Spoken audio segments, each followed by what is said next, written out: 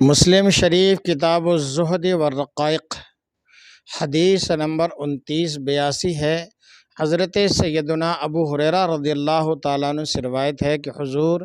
سید عالم صلی اللہ تعالیٰ علیہ وآلہ وسلم نے ارشاد فرمایا، کمزوروں اور غریبوں کی کفالت کے لیے کوشش کرنے والا اللہ عز و جل کی راہ میں جہاد کرنے والے مجاہد یا اس شخص کی طرح ہے جو دن کو روزہ رکھتا ہے اور رات کو قیام یعنی رات کو عبادت کرتا ہے۔ سبحان اللہ۔ آج تو حال یہ ہے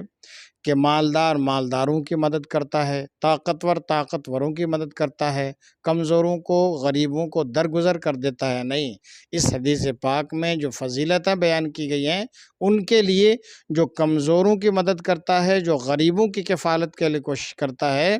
بلکہ ان کے لیے اتنا بڑا اجر و ثواب ہے کہ جو